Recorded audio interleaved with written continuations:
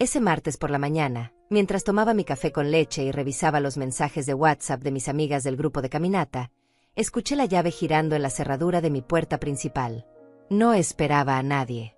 Daniel apareció como una tormenta, con esa cara que ponía cuando era niño y había roto algo importante. Pero ya no era un niño. Era un hombre de 42 años que acababa de entrar a mi casa sin avisar, sin tocar, sin pedir permiso. ¿Dónde está el dinero de la venta de la finca de papá? Gritó desde la entrada, sin siquiera saludarme, sin preguntar cómo había dormido, sin esa sonrisa falsa que siempre me daba cuando necesitaba algo. Sus ojos tenían esa desesperación que reconocía muy bien, la misma que había visto cuando perdió el trabajo hace 3 años, cuando Cecilia quedó embarazada del segundo bebé que nunca llegó, cuando necesitaba que le prestara dinero para el enganche del carro. Dejé la taza sobre la mesa de mi pequeño comedor, ese espacio que había rediseñado después de que Roberto murió, con colores más claros y plantas que me daban vida cada mañana. Daniel se acercó con pasos pesados, como si mi casa fuera suya, como si tuviera derecho a irrumpir en mi tranquilidad matutina de esa manera. Yo me quedé sentada, observándolo, sintiendo que algo dentro de mí ya se había preparado para este momento. No sabía exactamente qué era, pero mi cuerpo entero se tensó con una calma extraña, como cuando uno sabe que va a llover antes de ver las nubes. Mamá, necesito que me digas dónde tienes guardado ese dinero, continuó, ahora más cerca, con las manos sudorosas y esa voz que intentaba sonar autoritaria pero que yo conocía demasiado bien. Era la voz de la necesidad disfrazada de exigencia.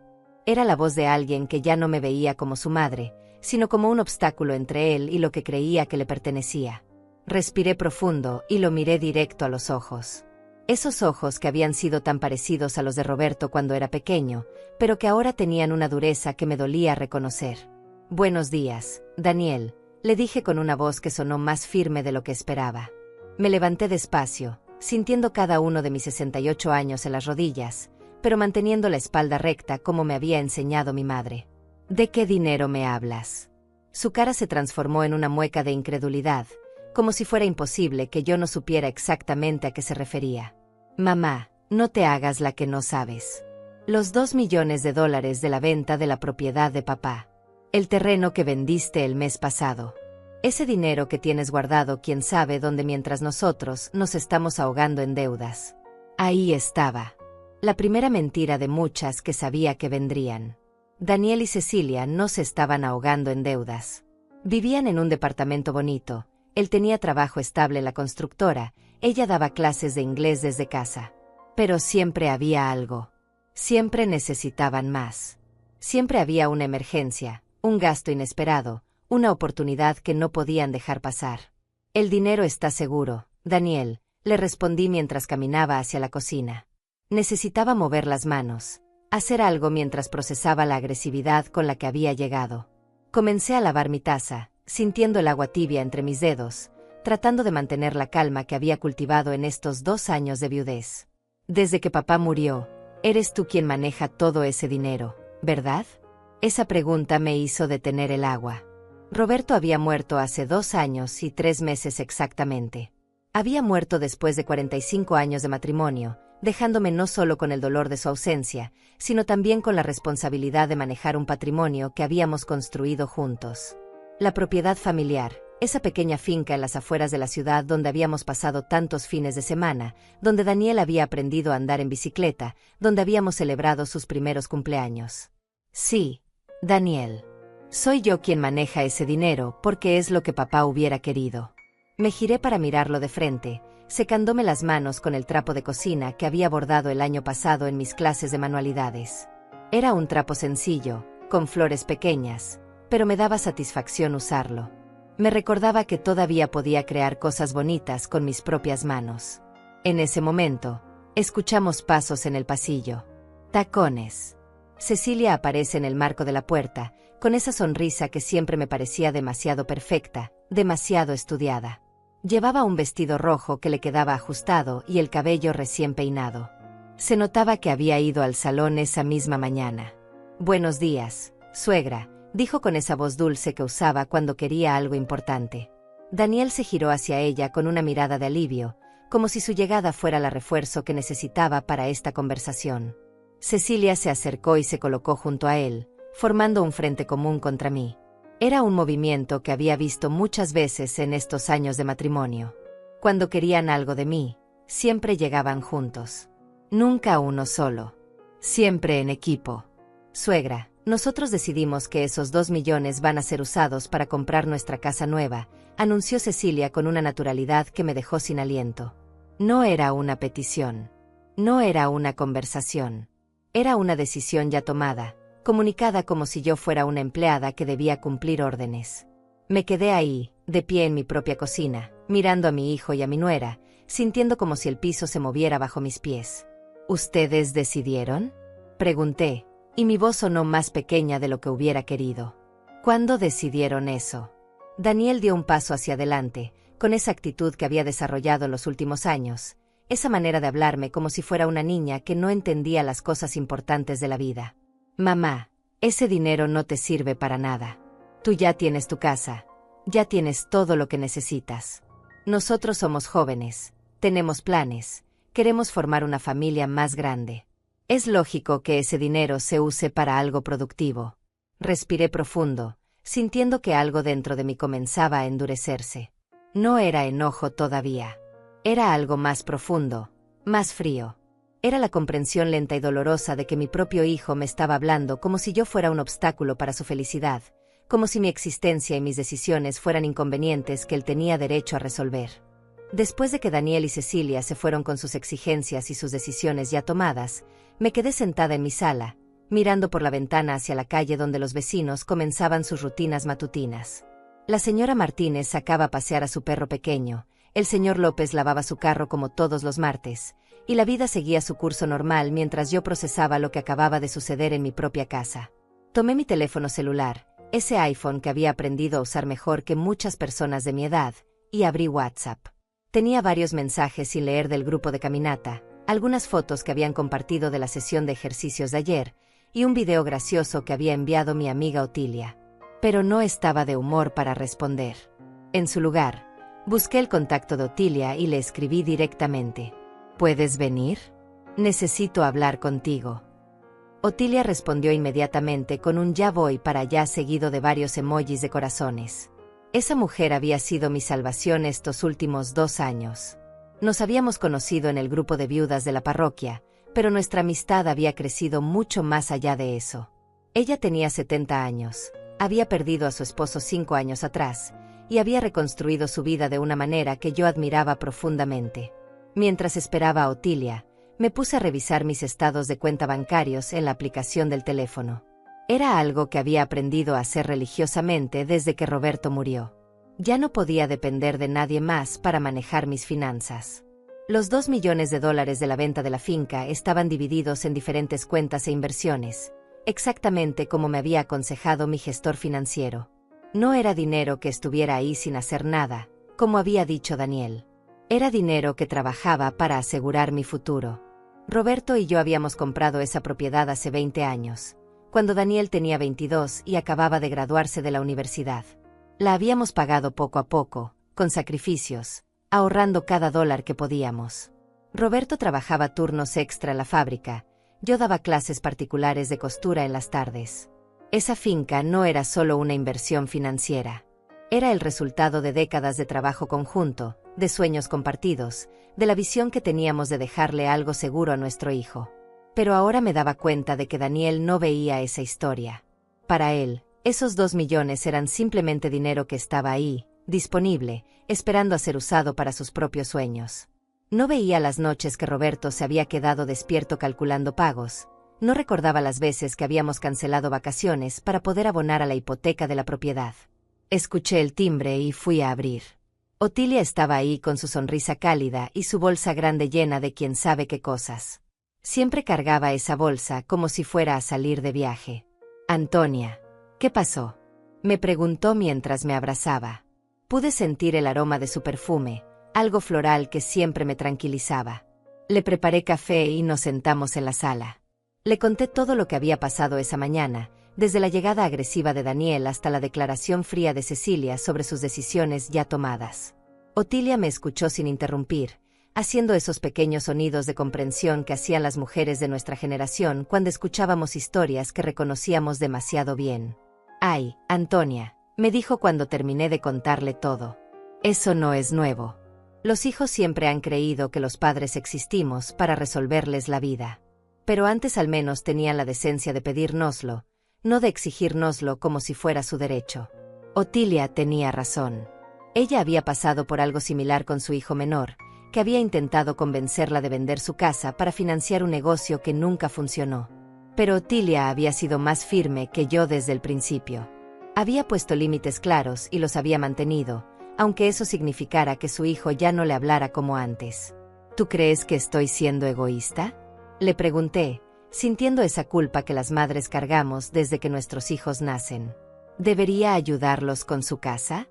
Otilia dejó su taza sobre la mesa y me miró con esos ojos que habían visto mucho de la vida. Antonia, tú trabajaste 40 años. Cuidaste a Roberto cuando estuvo enfermo. Criaste a Daniel, lo educaste, le pagaste la universidad. Ya hiciste tu parte. Ahora tienes derecho a vivir tu vida y a decidir qué hacer con tu dinero. Sus palabras me llegaron profundo porque sabía que tenía razón, pero también porque sabía que no era tan simple. El amor de madre no se apaga así nomás. La culpa tampoco. Durante toda mi vida adulta, mis decisiones habían estado determinadas por lo que era mejor para mi familia. Primero para Roberto y Daniel, después solo para Daniel cuando Roberto murió. ¿Cuándo había sido la última vez que había tomado una decisión pensando únicamente en lo que yo quería? Otilia se quedó conmigo hasta la tarde. Almorzamos juntas, vimos un capítulo de nuestra telenovela favorita, y ella me ayudó a subir unas fotos nuevas a Facebook. Había aprendido a usar las redes sociales el año pasado, y me gustaba compartir momentos de mi vida diaria. Fotos de mis plantas, de las comidas que preparaba, de los lugares que visitaba con mis amigas. Era mi manera de mantenerme conectada con el mundo, de mostrar que seguía viva y activa. Cuando Otilia se fue, me quedé pensando en nuestra conversación. Revisé mi perfil de Facebook y vi las fotos que había subido la semana pasada de la reunión familiar por el cumpleaños de mi nieta. Daniel y Cecilia estaban ahí, sonriendo para la cámara, abrazándome como si fuéramos la familia perfecta. Pero ahora esas fotos me parecían diferentes. Me preguntaba cuántas de esas sonrisas habían sido genuinas y cuántas habían sido calculadas, pensando ya en el dinero que querían pedirme. Mi teléfono sonó con un mensaje de Daniel. Mamá, perdón por cómo llegué esta mañana. Pero necesitamos hablar seriamente sobre esto. Es importante para nuestro futuro. Leí el mensaje 3 veces antes de responder. Podía sentir la manipulación sutil en cada palabra. La disculpa que no era realmente una disculpa. La presión disfrazada de importancia familiar. La manera de hacerme sentir que si no accedía, estaría dañando su futuro. No respondí inmediatamente. En su lugar, fui a mi cuarto y saqué de mi cómoda la carpeta donde guardaba todos los documentos importantes. Los certificados de las inversiones, los estados de cuenta, los papeles de la venta de la propiedad. Todo estaba ahí, organizado y actualizado. Era mi seguridad, mi tranquilidad, la garantía de que podía mantener mi independencia sin ser una carga para nadie. Esa noche, mientras cenaba sola como había hecho durante los últimos 2 años, me di cuenta de que algo había cambiado en mí después de la visita de la mañana. No era solo enojo lo que sentía. Era una especie de despertar, una claridad nueva sobre la dinámica que se había establecido entre Daniel, Cecilia y yo desde que Roberto murió. Habían comenzado a verme como una administradora de recursos, no como una persona con sus propios sueños y necesidades. Y lo más doloroso era reconocer que yo había permitido que esa dinámica se estableciera, siendo siempre disponible, siempre dispuesta a ayudar, siempre poniendo sus necesidades antes que las mías. Los siguientes días después de la confrontación inicial fueron una escalada sutil pero constante de presión emocional. Daniel no volvió a gritar ni a irrumpir en mi casa, pero comenzó una campaña de mensajes, llamadas y visitas aparentemente casuales que tenían un solo propósito: hacerme sentir culpable por no entregarles inmediatamente el dinero que consideraban suyo. El jueves por la tarde, mientras regresaba de mi clase de aquaeróbicos en el club deportivo, encontré a Cecilia esperándome en la puerta de mi casa. Estaba sentada en los escalones, con una expresión de tristeza que parecía ensayada. «Suegra, ¿podemos hablar?», me dijo con una voz suave que contrastaba completamente con la actitud autoritaria que había mostrado días atrás. La invité a pasar y le ofrecí agua. Se sentó en mi sofá beige, el mismo donde Roberto solía ver las noticias todas las noches, y comenzó su historia. Daniel y yo hemos estado viendo casas, me dijo, sacando su teléfono para mostrarme fotos. Encontramos una perfecta para nosotros, con 3 habitaciones, jardín pequeño, perfecta para cuando tengamos hijos. Pero necesitamos actuar rápido porque hay otros interesados. Miré las fotos en su teléfono. Era una casa bonita, sin duda, en un fraccionamiento nuevo con calles limpias y áreas verdes. Pero mientras veía las imágenes, no podía dejar de pensar en el cálculo detrás de esta visita. Cecilia había venido sola, sin Daniel, usando un tono completamente diferente al de días anteriores. Era una estrategia clara. Si la agresividad no funcionaba, probarían con la súplica emocional. Es hermosa, Cecilia, le dije devolviéndole el teléfono. ¿Cuánto cuesta? $200,000, respondió rápidamente. Con el dinero de la finca de papá Roberto, podríamos pagar la mitad de contado y financiar el resto. Sería una inversión excelente, suegra. Una propiedad que va a crecer en valor. Ahí estaba de nuevo. La manera en que se referían al dinero como el dinero de la finca de papá Roberto, como si yo fuera simplemente una intermediaria temporal que debía distribuir la herencia según sus planes. Como si Roberto hubiera muerto ayer y no hace más de 2 años, tiempo suficiente para que yo hubiera tenido que aprender a manejar mi propia vida y mis propias finanzas. Cecilia, ese dinero no está simplemente guardado esperando a ser gastado, le expliqué con paciencia. Está invertido, genera intereses. Es mi seguridad para los años que me quedan de vida. No puedo simplemente sacarlo sin consecuencias financieras. Pero suegra, tú ya tienes tu casa, ya tienes todo lo que necesitas, me respondió, y en su voz comenzaba a filtrarse un tono de impaciencia que trataba de disimular. Nosotros somos jóvenes, tenemos toda la vida por delante. Ese dinero nos serviría mucho más que a ti. Esa frase me dolió más de lo que esperaba. No por la lógica detrás de ella, sino por la frialdad con la que reducía mi existencia a algo que ya había cumplido su propósito. Como si a los 68 años ya no tuviera derecho a tener planes, sueños o necesidades. Como si mi función fuera simplemente esperar la muerte mientras facilitaba la vida de las generaciones más jóvenes. Cecilia se quedó 1 hora más, mostrándome calculadoras de hipotecas en su teléfono, hablándome de los beneficios de invertir en bienes raíces, haciendo comentarios sobre lo sola que me veía últimamente y lo bien que me haría saber que había contribuido a la felicidad de su familia. Cuando finalmente se fue, me quedé agotada. No física, sino emocionalmente drenada por tener que defenderme constantemente de su lógica manipuladora. Esa noche, Daniel me llamó por teléfono. Su voz sonaba diferente, más calmada pero con un trasfondo de urgencia que reconocía muy bien. Mamá, Cecilia me dijo que hablaron sobre la casa. Escucha, encontré una manera de hacer esto más fácil para ti. No necesitas sacar todo el dinero de una vez. Podemos hacer un préstamo familiar. Tú nos prestas los 200,000 para el enganche, y nosotros te pagamos con intereses durante 10 años. Era inteligente, tenía que admitirlo. La propuesta sonaba razonable, casi como un favor que me estaba haciendo al ofrecerme intereses por mi propio dinero. Pero yo había vivido lo suficiente para saber que los préstamos familiares rara vez funcionaban como se planeaban. Había visto demasiadas amistades destruidas, demasiadas familias rotas por dinero prestado que nunca se devolvía. Daniel, yo no soy un banco, le dije. Si ustedes quieren comprar una casa, pueden ir a un banco y pedir un préstamo como cualquier pareja joven. Hubo un silencio largo del otro lado de la línea.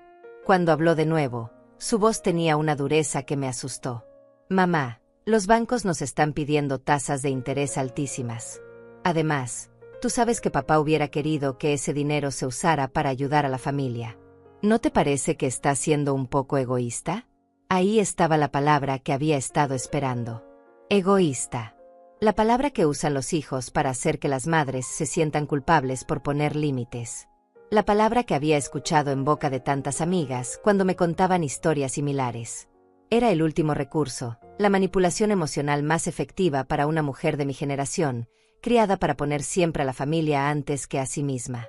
Roberto está muerto, Daniel, le respondí, y mi voz sonó más fría de lo que esperaba. Roberto no puede querer nada. Yo soy la que está viva, y yo soy la que debe decidir qué hacer con el dinero que ahora es mío. Colgué el teléfono antes de que pudiera responder, y me quedé ahí, temblando, no de miedo sino de algo que no había sentido en mucho tiempo. Era poder. El poder de decir no. El poder de defender mis propias decisiones. El poder de no tener que justificar cada aspecto de mi vida ante mi hijo adulto. Durante el fin de semana, los mensajes y llamadas continuaron. A veces era Daniel, a veces Cecilia, a veces los dos en llamada de conferencia para que yo pudiera escuchar cómo se apoyaban mutuamente en sus argumentos. Hablaban de oportunidades perdidas, de tasas de interés que subían, de otros compradores interesados en la casa perfecta que habían encontrado. Creaban una sensación de urgencia artificial, como vendedores presionando para cerrar una venta. El sábado por la noche, después de otra llamada de 40 minutos donde Daniel me explicaba por tercera vez los beneficios fiscales de ayudar a la familia, tomé una decisión. Abrí mi laptop, esa computadora que había aprendido a usar durante la pandemia para mantenerme conectada con mis amigas, y comencé a buscar información sobre manipulación emocional familiar. Lo que encontré me dejó helada. Artículo tras artículo describía exactamente lo que estaba viviendo. El patrón era tan común que tenía nombre: abuso financiero familiar. Las tácticas eran siempre las mismas: crear urgencia artificial, apelar a la culpa, usar el amor familiar como palanca, hacer que la víctima sienta que está siendo egoísta por proteger sus propios recursos. Esa noche no pude dormir. No por ansiedad, sino por una claridad nueva que me mantenía despierta. Por primera vez en semanas, veía la situación completa con objetividad. Daniel y Cecilia no me estaban pidiendo ayuda. Me estaban manipulando para que financiara su estilo de vida. Y yo, con mi amor de madre y mi necesidad de mantener la paz familiar, había estado permitiendo que esa manipulación funcionara. El lunes por la mañana llegó el golpe que cambió todo. Estaba en mi cocina preparando el desayuno cuando sonó mi teléfono. Era una llamada del banco, específicamente de la señorita García, mi ejecutiva de cuenta que siempre había sido muy amable conmigo desde que comencé a manejar mis propias finanzas. Señora Gutiérrez, la llamo porque detectamos algunas transacciones inusuales en su cuenta de ahorros principal, me dijo con una voz que sonaba preocupada. ¿Usted autorizó una transferencia de $50,000 el viernes pasado? Me quedé helada. $50,000. Viernes pasado. Yo no había hecho ninguna transferencia el viernes pasado. Había estado en mi clase de manualidades toda la tarde, después había ido al supermercado, y por la noche había cenado tranquila en mi casa viendo una película.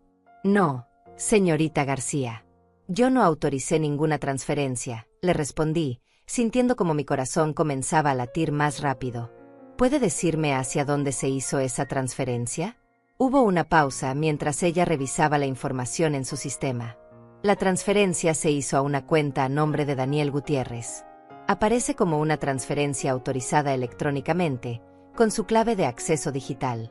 El mundo se movió bajo mis pies. Daniel había usado mi clave de acceso para transferirse $50,000 de mi cuenta. Mi propio hijo había entrado a mi dinero sin mi permiso, había violado mi confianza de la manera más brutal posible. Y lo había hecho mientras me llamaba por teléfono para convencerme de prestarle dinero, mientras Cecilia venía a mi casa a mostrarme fotos de la casa que querían comprar. Señorita García, eso es un robo, le dije, y mi voz sonaba extraña, como si viniera de muy lejos. Mi hijo no tenía autorización para hacer esa transferencia. Necesito que congelen mi cuenta inmediatamente y que iniciemos el proceso para recuperar ese dinero. Por supuesto, señora Gutiérrez. Voy a congelar todas sus cuentas ahora mismo y voy a generar un reporte de fraude. ¿Puede venir al banco esta tarde para que firmemos los documentos necesarios? Colgué el teléfono y me quedé ahí, de pie en mi cocina, tratando de procesar lo que acababa de descubrir. Daniel había robado $50,000 de mi cuenta. No había sido un error, no había sido una emergencia, había sido un robo calculado y premeditado. Mientras me hablaba de préstamos familiares y oportunidades de inversión, ya había tomado el dinero sin mi consentimiento. Me senté en mi comedor y traté de recordar cuándo había podido obtener mi clave de acceso. Entonces lo recordé. Hace 2 meses, cuando tuve gripe y Daniel había venido a cuidarme, me había ayudado a pagar algunas facturas por internet porque yo me sentía muy mal para levantarme. Le había dado mi clave temporalmente, confiando en que era mi hijo, confiando en que jamás abusaría de esa información. Pero no solo había abusado de ella. La había guardado, había esperado el momento oportuno, y había usado mi propia confianza para robarme. Y lo más doloroso era darme cuenta de que toda la campaña de presión de las últimas semanas había sido una pantalla para distraerme mientras él ya había tomado la decisión de tomar mi dinero por la fuerza. Llamé a Otilia inmediatamente. Mi voz estaba tan alterada que ella no entendió nada al principio. Otilia, Daniel me robó $50,000 de mi cuenta bancaria, le dije, y al decirlo en voz alta se volvió más real, más doloroso. ¿Qué? Antonia, ¿estás segura? ¿Cómo es posible? Le conté todo lo que había descubierto, cómo había usado mi clave de acceso, cómo toda la presión para el préstamo familiar había sido una mentira para cubrirse las espaldas. Otilia escuchó en silencio, y cuando terminé, su voz sonaba furiosa. Antonia, eso es un delito. No importa que sea tu hijo. Robó tu dinero sin tu autorización. Tienes que denunciarlo. Pero Otilia, es mi hijo, le dije, sintiendo como la culpa y el dolor luchaban en mi pecho. Si lo denuncio, su vida se va a arruinar. Va a tener antecedentes penales. Va a perder su trabajo. Antonia, escúchame bien, me dijo Otilia con esa voz firme que usaba cuando quería que prestara atención completa. Él no pensó en ti cuando robó tu dinero. No pensó en las consecuencias para ti, en tu seguridad, en tu tranquilidad. ¿Por qué tú tienes que protegerlo de las consecuencias de sus propias acciones? Esa pregunta me golpeó como un puñetazo. Tenía razón. Yo estaba más preocupada por proteger a Daniel de las consecuencias de su robo que por protegerme a mí misma de ser robada por mi propio hijo. Era la dinámica tóxica de toda mi vida, sacrificar mi bienestar para proteger a mi familia, incluso cuando mi familia me estaba lastimando. Esa tarde fui al banco con Otilia. La señorita García nos recibió en una oficina privada y me explicó todo el proceso. Para recuperar el dinero, tendría que presentar una denuncia formal por fraude. El banco colaboraría con las autoridades, proporcionaría toda la evidencia electrónica y habría una investigación completa. ¿Entiende usted, señora Gutiérrez, que esto probablemente resulte en cargos criminales contra la persona que hizo la transferencia no autorizada? Me preguntó la señorita García. Sí, lo entiendo, respondí, aunque mi voz temblaba. Es mi hijo, pero lo que hizo está mal. Necesito recuperar mi dinero. Firmé todos los documentos necesarios, cambié todas mis claves de acceso y establecí medidas de seguridad adicionales en todas mis cuentas. Cuando salimos del banco, me sentía agotada pero también extrañamente liberada. Por primera vez en semanas, había tomado acción para protegerme en lugar de proteger a quien me estaba lastimando. Esa noche, Daniel me llamó como si nada hubiera pasado. Su voz sonaba casual, relajada, completamente diferente a la urgencia desesperada de las llamadas anteriores. Mamá, ¿cómo estás? Solo quería saber si habías pensado más en lo que hablamos sobre la casa. La frialdad en su voz me confirmó que sabía exactamente lo que había hecho. No había remordimiento, no había culpa, solo la actuación de un hijo preocupado por su madre. Era como si el robo de $50,000 hubiera sido algo completamente normal, algo que tenía derecho a hacer. Daniel, necesitamos hablar, le dije. ¿Puedes venir mañana por la tarde? Claro. Mamá. ¿Todo bien? Todo va a estar bien, le respondí, y por primera vez en semanas, realmente lo creía. Esa noche, mientras me preparaba para dormir, pensé en la mujer que había sido hace una semana y la mujer que era ahora. Una semana atrás, había estado dispuesta a sentirme culpable por no entregarles mi dinero inmediatamente. Ahora sabía que mi hijo era capaz de robarme y mentirme sin ningún remordimiento. El dolor era intenso, pero también había una claridad nueva que no había sentido en mucho tiempo. Mañana tendría la conversación más difícil de mi vida con Daniel. Pero por primera vez, iba a ser una conversación donde yo tendría el control, donde yo sabría exactamente lo que había pasado, y donde las consecuencias de sus acciones finalmente le pertenecerían a él, no a mí. El martes por la tarde, mientras esperaba que Daniel llegara para nuestra conversación, preparé todo con una precisión que me sorprendió a mí misma. Había impreso los estados de cuenta del banco, los documentos de la denuncia por fraude, y había preparado una lista de preguntas que quería hacerle. No iba a ser una confrontación emocional. Iba a ser una presentación de hechos, clara y directa.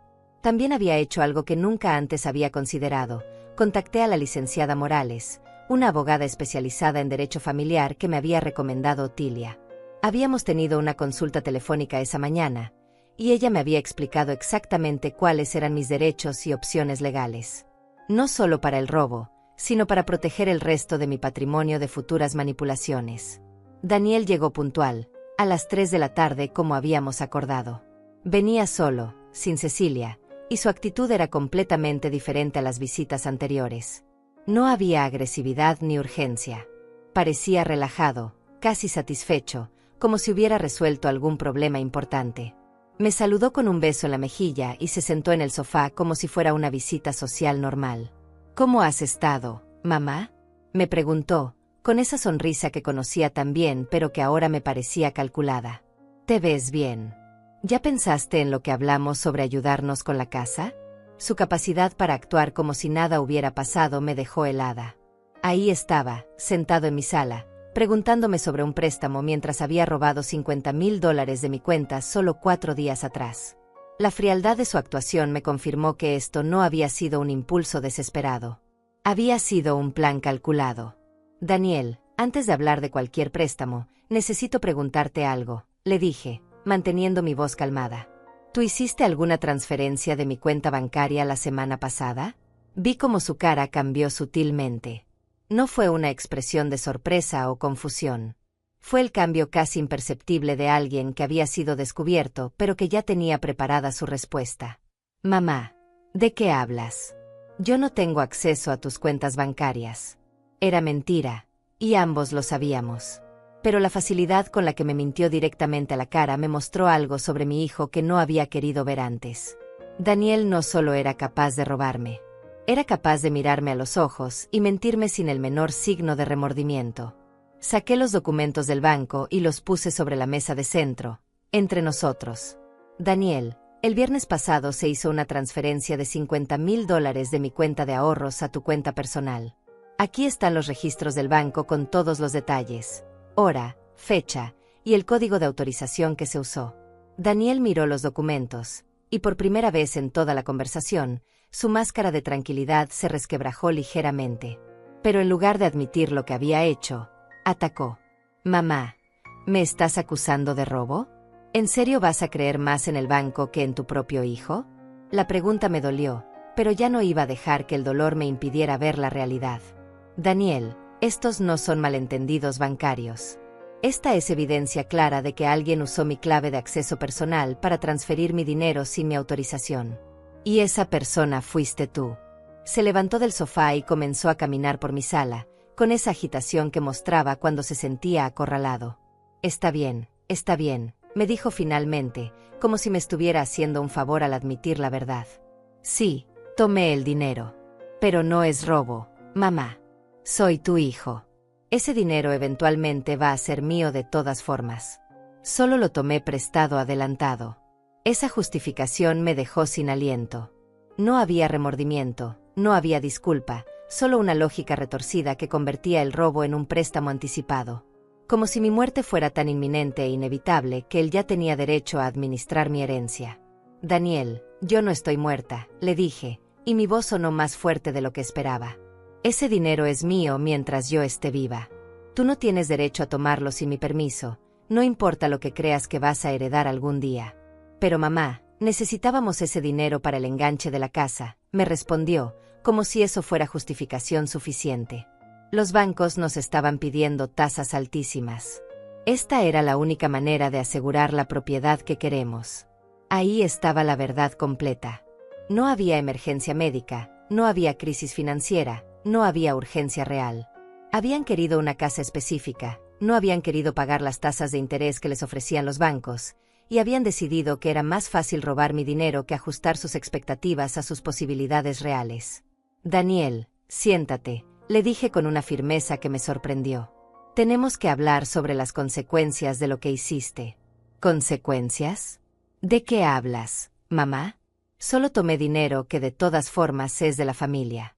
Saqué los otros documentos que había preparado. La denuncia por fraude que había presentado en el banco, la información sobre la investigación criminal que se había iniciado y los consejos legales que había recibido de la licenciada Morales. Daniel, lo que hiciste se llama fraude bancario. Es un delito federal. Yo ya presenté una denuncia formal, y las autoridades van a investigar esta transferencia no autorizada. Su cara se transformó completamente. La actuación de hijo preocupado desapareció y fue reemplazada por algo que nunca había visto en él: pánico real. ¿Presentaste una denuncia? ¿Contra mí? ¿Tu propio hijo? Daniel, tú robaste $50,000 de mi cuenta bancaria, le dije, manteniendo mi voz calmada aunque mi corazón latía como loco. No importa que seas mi hijo. Un robo es un robo. Se sentó de nuevo, pero ahora su postura era completamente diferente. Ya no era el hijo relajado que había llegado a pedirme más dinero. Era un hombre que acababa de darse cuenta de que sus acciones tenían consecuencias reales. Mamá, no puedes hacer esto. Si tengo antecedentes criminales, voy a perder mi trabajo. Mi vida se va a arruinar. Daniel, tú tomaste esa decisión cuando decidiste robar mi dinero, le respondí. Yo no arruiné tu vida. Tú tomaste decisiones que pueden arruinar tu vida. Pero mamá, soy tu hijo. Tienes que protegerme. Puedes retirar la denuncia. Podemos decir que fue un malentendido.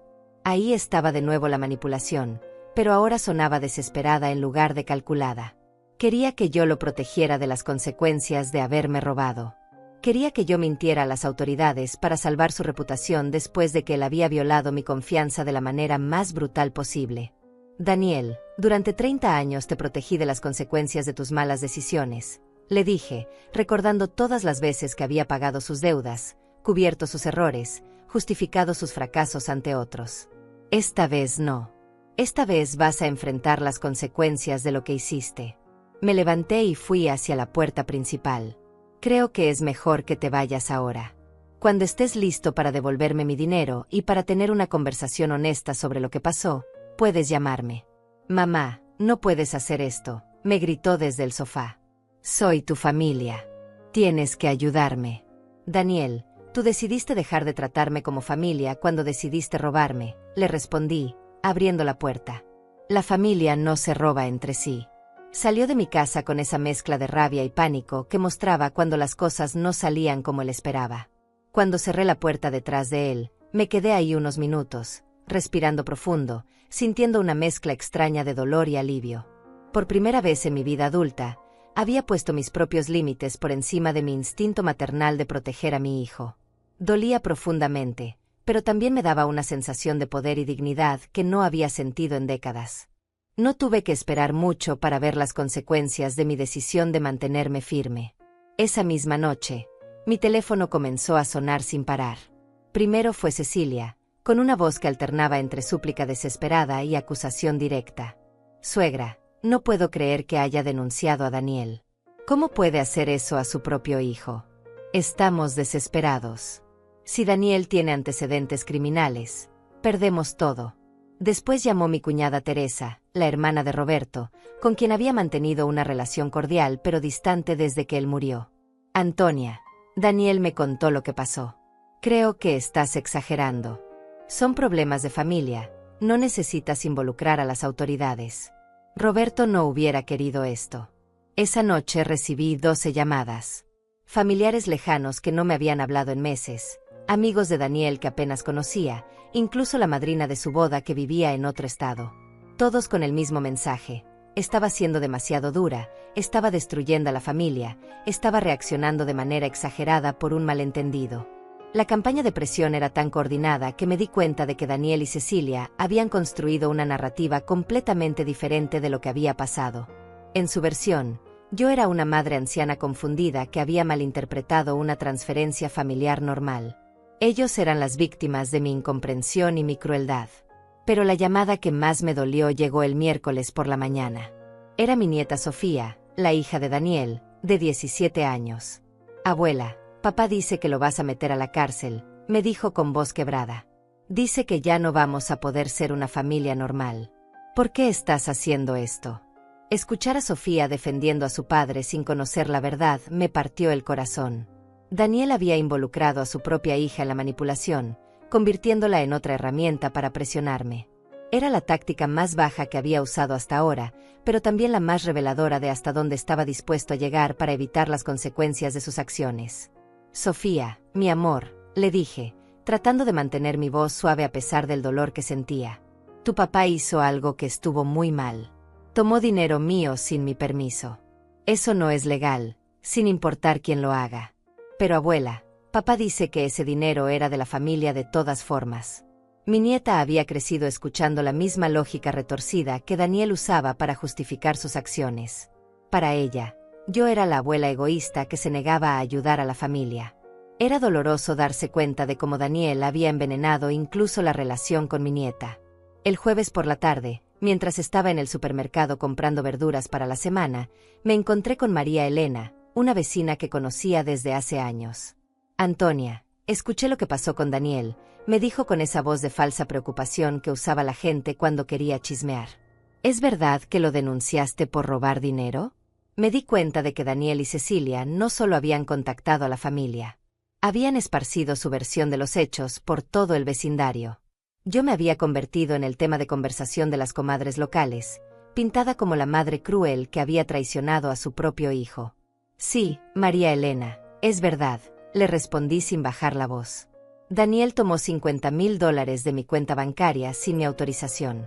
Eso se llama robo, sin importar los vínculos familiares. Pero Antonia, es tu hijo. Seguramente pueden resolver esto en familia. Ahí estaba de nuevo. La presión social para que tolerara el abuso porque venía de un familiar. La expectativa de que las madres debíamos sacrificar nuestra dignidad y nuestros derechos para mantener la apariencia de armonía familiar. María Elena, si un extraño hubiera robado $50,000 de mi cuenta, ¿me dirías que no lo denunciara? Le pregunté directamente. Bueno, no, pero eso es diferente. ¿Por qué es diferente? ¿Porque cuando te roba tu propio hijo duele menos? ¿Porque el dinero robado por familia vale menos? María Elena no supo qué responder. Se despidió rápidamente y se alejó, probablemente para contarles a otras vecinas que me había vuelto amargada y desagradable en mi vejez. Esa noche, cuando llegué a casa después de mi clase de aquaeróbicos, encontré a Cecilia esperándome otra vez en mi puerta. Pero esta vez no estaba sola. Había traído a Sofía con ella. La estrategia era obvia, usar a mi nieta como escudo emocional para una conversación que sabía que iba a ser difícil. Suegra, necesitamos hablar, me dijo Cecilia mientras Sofía me abrazaba. Trajimos a Sofía porque queremos resolver esto en familia, como debe ser. Invité a pasar a mi nieta, pero le dije a Cecilia que podíamos hablar afuera. No iba a permitir que usara a Sofía como audiencia para otra sesión de manipulación emocional. Cecilia aceptó a regañadientes, y nos sentamos en las sillas del pequeño porche de mi casa. Suegra, usted no entiende lo que está haciendo, comenzó Cecilia con una voz que trataba de sonar razonable. Daniel está desesperado. No ha dormido en 3 días. Está pensando en renunciar a su trabajo antes de que lo corran por tener antecedentes criminales. Cecilia, Daniel tomó $50,000 de mi dinero sin mi permiso, le respondí. Si está desesperado, es porque sabe que lo que hizo estuvo mal. Pero suegra, usted puede retirar la denuncia. Puede decir que fue un malentendido. Podemos devolver el dinero. Ah, ahí estaba. Después de una semana de justificar el robo como un derecho familiar, finalmente admitían que el dinero debía ser devuelto. Pero solo ahora que las consecuencias legales se habían vuelto reales. Cecilia, hace una semana Daniel me dijo que había tomado el dinero porque de todas formas era suyo. Ahora me dice que puede devolverlo. ¿Cuál es la verdad? La verdad es que estamos dispuestos a hacer lo que sea necesario para resolver esto, me respondió, evitando mi pregunta directa. ¿Incluyendo reconocer que lo que hicieron estuvo mal? Hubo un silencio largo. Cecilia miró hacia adentro de mi casa, donde Sofía estaba sentada en mi sofá viendo televisión, ajena a la conversación que estábamos teniendo sobre el futuro de su familia. Suegra, si usted retira la denuncia, Daniel va a devolver todo el dinero y nunca va a volver a tocar sus cuentas, me dijo finalmente. ¿Y qué garantía tengo de eso? ¿La misma confianza que violó cuando usó mi clave de acceso para robarme? Cecilia no tenía respuesta para eso. Después de otros 20 minutos de conversación circular, donde ella trataba de convencerme de que proteger a Daniel era mi responsabilidad maternal, se llevó a Sofía y se fue. Esa noche llamé a la licenciada Morales para contarle sobre la presión familiar que estaba recibiendo. Señora Gutiérrez, lo que usted está experimentando es muy común, me dijo. Cuando las víctimas de abuso financiero familiar toman acción legal, Toda la familia se moviliza para proteger al abusador. Van a usar culpa, chantaje emocional y presión social para que usted retire la denuncia. ¿Qué me recomienda que haga?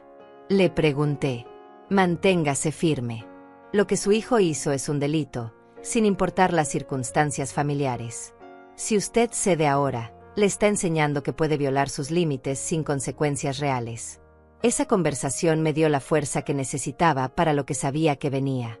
Daniel y Cecilia no iban a rendirse fácilmente. Pero yo tampoco iba a ceder. Por primera vez en mi vida, iba a priorizar mi propia dignidad y seguridad por encima de mantener la paz familiar. El viernes por la tarde, exactamente una semana después de descubrir el robo, Daniel apareció en mi casa de nuevo. Pero esta vez no vino solo ni agresivo.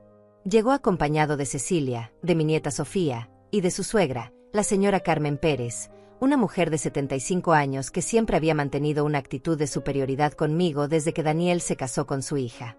Era una delegación familiar completa, claramente diseñada para abrumarme con números y presión emocional. Habían elegido un viernes porque sabían que los fines de semana eran cuando me sentía más sola, cuando era más vulnerable a la manipulación emocional. «Mamá, vinimos todos porque queremos resolver esto como familia», me dijo Daniel desde la puerta, con Sofía agarrada de su brazo y los ojos rojos como si hubiera estado llorando. «No podemos seguir así. Estás destruyendo a toda la familia por un malentendido». Un malentendido. Después de una semana de evidencia bancaria, después de que él mismo había admitido haber tomado el dinero, todavía lo llamaba un malentendido. La capacidad de distorsionar la realidad que había desarrollado mi hijo era impresionante. Los invité a pasar, pero antes de que pudieran acomodarse en mi sala, establecí las reglas de la conversación. Esta reunión va a ser diferente a las anteriores. Les dije, vamos a hablar con hechos, no con emociones. Y si alguien grita o me falta el respeto, se va de mi casa inmediatamente. La señora Carmen fue la primera en hablar, con esa voz autoritaria que había perfeccionado durante décadas de intimidar a su familia. Antonia, yo crié 5 hijos, y nunca tuve que recurrir a la policía para resolver problemas familiares.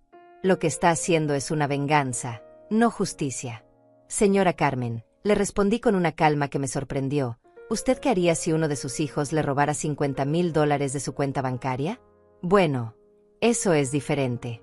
Yo hablaría con él y resolveríamos el problema en familia. ¿Y si después de hablar con él le dijera que tenía derecho a tomar su dinero porque de todas formas iba a ser suyo algún día? La señora Carmen no tenía respuesta para eso. Como la mayoría de la gente que me había estado presionando, podía defender a Daniel en abstracto, pero cuando se enfrentaba a los hechos específicos de lo que había hecho, su lógica se desmoronaba.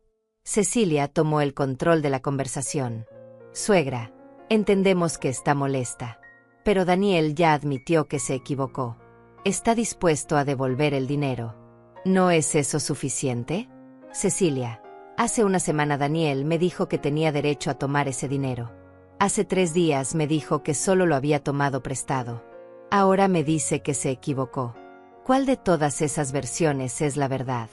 Sofía, que había estado en silencio hasta entonces, comenzó a llorar. Abuela, por favor, no destruyas a nuestra familia. Papá me prometió que nunca más va a hacer algo así. ¿No puedes perdonarlo? Ver a mi nieta llorando me partió el corazón, pero también me enojó profundamente. Daniel había puesto a su propia hija en esa posición, había hecho que ella se sintiera responsable de salvar a la familia de las consecuencias de sus propias acciones. Era la manipulación más cruel que había usado hasta ahora. Sofía, mi amor, le dije acercándome a ella, yo no estoy destruyendo a la familia. Tu papá tomó una decisión que puede tener consecuencias serias. Yo no creé esas consecuencias. Él las creó con sus acciones. Pero abuela, si no retiras la denuncia, papá puede ir a la cárcel. Sofía, si tu papá no hubiera robado dinero, no habría denuncia que retirar. Daniel finalmente exploté. Ya basta, gritó, levantándose del sofá. Mamá, no puedes seguir castigándome por un error. Soy tu hijo. Se supone que debes protegerme, no destruirme. Ahí estaba la verdadera mentalidad de Daniel. Para él, robar $50,000 había sido un error, como derramar café o llegar tarde a una cita. Y mi trabajo como madre era protegerlo de las consecuencias de sus errores, sin importar a quién lastimara en el proceso. Daniel, siéntate y baja la voz, o te vas de mi casa, le dije con una firmeza que silenciar toda la habitación. Ya no eres un niño al que tengo que proteger de las consecuencias de sus malas decisiones. Eres un hombre adulto que tiene que enfrentar lo que hizo. Pero mamá, si tengo antecedentes criminales, mi vida se va a arruinar.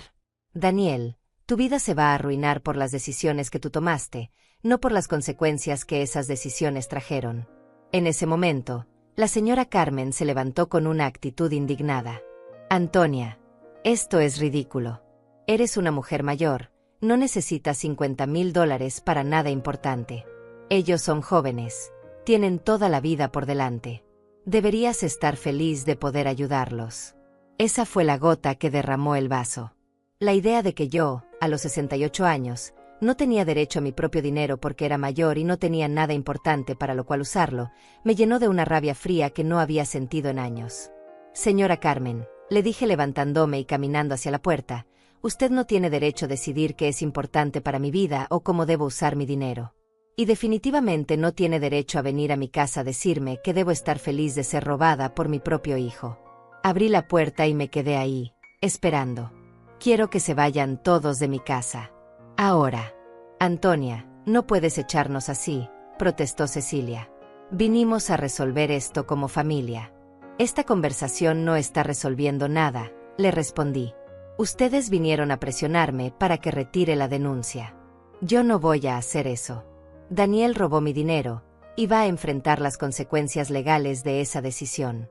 Mamá, por favor, me suplicó Daniel, ahora con lágrimas reales en los ojos. No puedo ir a la cárcel. Mi vida se va a acabar. Daniel, tu vida no se va a acabar. Pero sí va a cambiar. Y tal vez ese cambio te ayude a entender que no puedes tomar lo que no es tuyo sin consecuencias. Uno por uno, salieron de mi casa. Sofía fue la última, y antes de irse me abrazó fuerte. Abuela, te amo, pero no entiendo por qué estás haciendo esto, me susurró. Sofía, yo también te amo. Algún día vas a entender que a veces amar a alguien significa no protegerlo de las consecuencias de sus malas decisiones. Cuando cerré la puerta detrás de ellos, me quedé en mi sala vacía, sintiendo una mezcla de agotamiento y liberación. Habían usado todo: culpa maternal, presión social, chantaje emocional, lágrimas de mi nieta, autoridad de ancianos, amenaza sobre la destrucción familiar. Y yo había resistido todo. Por primera vez en mi vida adulta, había puesto mis propios límites y mi propia dignidad por encima de las expectativas familiares. Dolía profundamente, pero también me daba una sensación de poder personal que no había experimentado nunca. Esa noche, mientras cenaba sola, me di cuenta de que había cruzado un punto de no retorno. Ya no era la madre que sacrificaba todo por mantener la paz familiar. Era una mujer que defendía sus propios derechos, incluso cuando eso significaba enfrentar a su propia familia. El teléfono sonó varias veces esa noche, pero no contesté. Sabía que serían más intentos de presión, más súplicas, más amenazas veladas. Pero había tomado mi decisión, y ninguna cantidad de manipulación emocional iba a cambiarla. Los siguientes días trajeron una escalada que no había anticipado. Daniel y Cecilia, al darse cuenta de que la presión emocional no había funcionado, decidieron cambiar de estrategia completamente. El lunes por la mañana recibí una llamada de la licenciada Morales que me dejó helada. Señora Gutiérrez, necesito informarle que su hijo ha contratado un abogado y van a pelear la denuncia por fraude. Están alegando que usted le había dado autorización verbal para manejar sus finanzas debido a su edad avanzada y posible deterioro cognitivo. ¿Deterioro cognitivo?, repetí, sin poder creer lo que estaba escuchando. ¿Daniel está diciendo que estoy senil? Así es. Su abogado va a argumentar que la transferencia fue autorizada por usted en un momento de confusión, y que ahora no recuerda haberla autorizado debido a problemas de memoria relacionados con la edad. Era la traición más profunda que podía imaginar. No solo había robado mi dinero, sino que ahora estaba tratando de destruir mi reputación y mi competencia mental para evitar las consecuencias de sus acciones. Quería hacerme pasar por una anciana confundida que había olvidado haber autorizado una transferencia de $50,000. Esa tarde, mientras procesaba esta nueva información, recibí una visita inesperada. Era mi médico de cabecera, el doctor Ramírez, que había estado tratando a mi familia durante más de 15 años. Antonia, Necesito hablar contigo sobre algo muy delicado, me dijo cuando lo invité a pasar. Daniel vino a verme esta mañana, continuó, claramente incómodo. Está preocupado por tu salud mental. Me dijo que has estado tomando decisiones irracionales, que has acusado a la familia de robar dinero, y que tal vez necesitas una evaluación neurológica. La estrategia era diabólica en su simplicidad. Daniel estaba construyendo un caso médico para respaldar su defensa legal. Si podía conseguir que un médico documentara preocupaciones sobre mi salud mental, tendría evidencia para su argumento de incompetencia cognitiva. Doctor Ramírez, le dije manteniéndome calmada, ¿usted ha notado algún signo de deterioro cognitivo en mí durante nuestras consultas recientes? No. Antonia. Francamente, estás muy lúcida para tu edad. Manejas tus medicamentos perfectamente, recuerdas todas las fechas de tus citas, y siempre vienes bien preparada con preguntas específicas sobre tu salud. Le conté toda la historia al doctor Ramírez. El robo de los $50,000, las mentiras, la presión familiar, y ahora esta nueva estrategia de cuestionar mi salud mental. Él me escuchó con creciente preocupación, tomando notas en su tablet. Antonia, basándome en mis observaciones médicas, no tienes ningún signo de deterioro cognitivo. Tu memoria está intacta, tu capacidad de razonamiento es clara, y tus decisiones son completamente racionales. Voy a documentar esto en tu expediente médico. Esa documentación médica resultó ser crucial, porque 3 días después recibí una citación judicial. Daniel había demandado por la custodia de mis finanzas, alegando incompetencia mental. Quería que un juez declarara que yo no era capaz de manejar mis propios asuntos financieros y que él debía ser nombrado mi tutor legal. La audiencia estaba programada para la siguiente semana. Cuando le conté a Otilia lo que estaba pasando, su reacción fue de furia absoluta. Antonia, ese muchacho no tiene límites. Ahora quiere quitarte tu libertad legal además de tu dinero. Esa semana fue la más difícil de mi vida. Daniel había movilizado a toda la familia extendida para que dieran testimonio sobre mi supuesto deterioro mental. Mi cuñada Teresa había aceptado declarar que me había parecido confundida en reuniones familiares recientes. Algunos primos lejanos habían firmado cartas expresando preocupación por mi capacidad de tomar decisiones financieras importantes.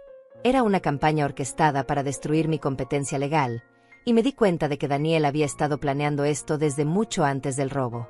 Había estado sembrando dudas sobre mi salud mental durante meses, preparando el terreno para este momento. Pero yo también me preparé. La licenciada Morales reunió evidencia de mi competencia mental, mis estados de cuenta organizados, mis inversiones bien manejadas, mi participación activa en clases y actividades sociales, y el testimonio del doctor Ramírez. También conseguimos declaraciones de mis amigas del grupo de caminata y de mis instructores de aquaeróbicos, todos confirmando que yo era una mujer lúcida y activa. El día de la audiencia, llegué al juzgado con Otilia y la licenciada Morales. Daniel estaba ahí con Cecilia y su abogado, un hombre joven que parecía muy seguro de su caso. También estaban algunos familiares que habían venido a apoyar la versión de Daniel. Durante la audiencia, el abogado de Daniel presentó su caso.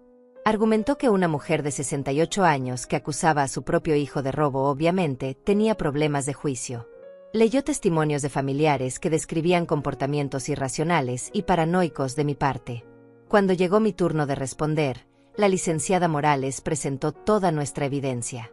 Los registros bancarios que mostraban la transferencia no autorizada, la documentación médica confirmando mi competencia mental, y testimonios de personas independientes que interactuaban conmigo regularmente.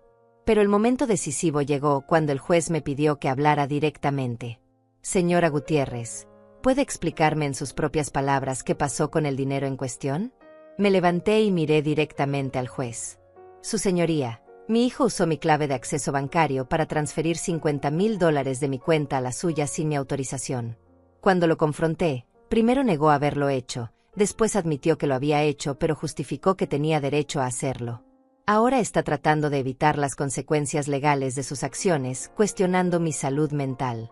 ¿Y usted considera que está mentalmente capacitada para manejar sus propias finanzas?, preguntó el juez.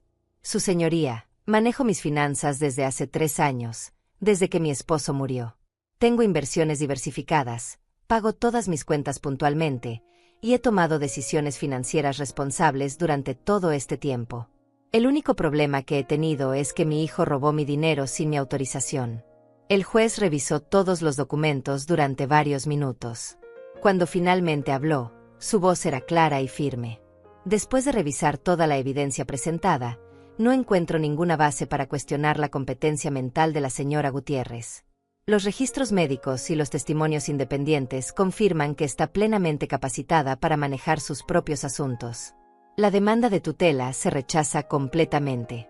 Después continuó. Además, la evidencia presentada sobre la transferencia bancaria no autorizada parece constituir un caso claro de fraude financiero. Recomiendo que las autoridades competentes procedan con la investigación criminal. Daniel se levantó de su asiento, claramente desesperado. Su señoría, por favor, es mi madre. No quiero que esto destruya a nuestra familia. Joven, le respondió el juez con severidad, usted inició estos procedimientos legales. No puede alegar preservación familiar después de haber intentado quitarle la autonomía legal a su propia madre. Cuando salimos del juzgado, Daniel me esperaba en el pasillo. Mamá, todavía podemos resolver esto en familia, me dijo, pero su voz ya no tenía la confianza de semanas anteriores. Sonaba derrotado, desesperado. Daniel, tú decidiste resolver esto en los tribunales cuando trataste de quitarme mi capacidad legal, le respondí. Ahora vas a enfrentar las consecuencias de todas tus decisiones. Esa tarde, sentada en mi casa con Otilia celebrando la victoria legal, me di cuenta de que había ganado algo más que un caso judicial. Había recuperado mi dignidad, mi autonomía, y la certeza de que podía defenderme incluso contra mi propia familia cuando era necesario. Pero también sabía que esto no había terminado. Daniel no se rendiría fácilmente, y las próximas semanas traerían el desenlace final de esta batalla que nunca había querido pelear. 3 semanas después de la audiencia judicial, recibí la llamada que había estado esperando. Era la fiscal del distrito, licenciada Hernández, informándome que habían decidido proceder con los cargos criminales contra Daniel. El gran jurado había encontrado evidencia suficiente para acusarlo formalmente de fraude bancario, un delito que podía resultar en hasta 5 años de prisión. Durante esas semanas, Daniel había hecho intentos desesperados de contactarme. Mensajes de texto a todas horas, cartas entregadas por vecinos, incluso intentos de interceptarme cuando salía de mis clases. Pero yo había cambiado mi número de teléfono, había instalado cámaras de seguridad en mi casa y había informado a mis amigas e instructores que no debían darle información sobre mis horarios o actividades. La transformación había sido completa. Ya no era la madre que se sentía culpable por poner límites. Era una mujer que protegía su paz y su seguridad sin disculparse por ello. Había aprendido que el amor verdadero no requiere sacrificar la propia dignidad, y que establecer límites saludables no era crueldad sino supervivencia emocional. El día del juicio, llegué al tribunal acompañada por Otilia y la licenciada Morales. Daniel estaba ahí con su nuevo abogado defensor, un hombre mayor que parecía menos confiado que el anterior. Cecilia estaba sentada detrás de él, pero ya no me miraba con esa actitud desafiante de semanas anteriores. Parecía una mujer que finalmente había entendido la gravedad de la situación. Durante el proceso, escuché cómo la fiscal presentaba evidencia detallada del robo. Los registros bancarios, los códigos de acceso utilizados, la fecha y hora exactas de la transferencia. Todo estaba documentado con precisión científica, reduciendo las acciones de mi hijo a datos fríos e irrefutables. Cuando Daniel finalmente se declaró culpable para evitar un juicio completo, sentí una mezcla extraña de alivio y tristeza. Alivio porque la verdad había sido reconocida oficialmente. Tristeza porque mi propio hijo había tenido que ser forzado por el sistema legal a admitir lo que había hecho. El juez le impuso 2 años de libertad condicional, 500 horas de servicio comunitario, y la obligación de reembolsar completamente los $50,000 con intereses. Pero lo más importante para mí fue escuchar las palabras del juez cuando explicó la sentencia. Señor Gutiérrez, el abuso financiero de personas mayores es un delito serio, especialmente cuando viene de familiares cercanos. Su madre confió en usted, y usted violó esa confianza de la manera más calculada posible. Esta sentencia refleja no solo el daño financiero que causó, sino el daño emocional de traicionar la confianza familiar. Después del juicio, Daniel se acercó a mí en el pasillo del tribunal. Por primera vez en meses, no vino con exigencias ni justificaciones. Vino con algo que parecía remordimiento genuino. Mamá, Sé que ya es tarde para disculpas, me dijo con voz quebrada. Sé que destruí nuestra relación. Solo quiero que sepas que finalmente entiendo que lo que hice estuvo mal. No fue un error, no fue un malentendido. Fue un robo, y fue una traición. Me quedé ahí, mirando a mi hijo, viendo en él por primera vez en meses al niño que había criado en lugar del hombre que me había manipulado y robado. Daniel, me tomó 68 años aprender a valorar mi propia dignidad más que la paz familiar. Espero que a ti no te tome tanto tiempo aprender que las acciones tienen consecuencias. ¿Hay alguna posibilidad de que algún día puedas perdonarme? Me preguntó. Daniel, el perdón no significa volver a las cosas como eran antes. Significa que yo puedo estar en paz con lo que pasó sin que el resentimiento me consuma. Pero la confianza se reconstruye con acciones, no con palabras. En los meses que siguieron, mi vida tomó una dirección completamente nueva. Sin la presión constante de Daniel y Cecilia, pude concentrarme en lo que realmente quería hacer con mis años restantes. Me uní a un grupo de viaje para personas mayores y visité lugares que Roberto y yo habíamos soñado conocer. Tomé clases de pintura, algo que siempre había querido hacer pero que había posponido por décadas.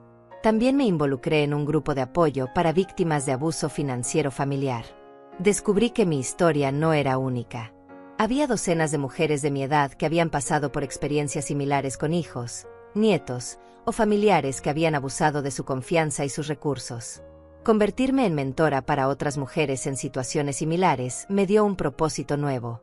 Ayudaba a otras madres y abuelas a reconocer las señales de manipulación financiera, a entender sus derechos legales y a encontrar la fuerza para establecer límites saludables con familiares abusivos. Sofía, mi nieta, eventualmente se acercó a mí por su cuenta.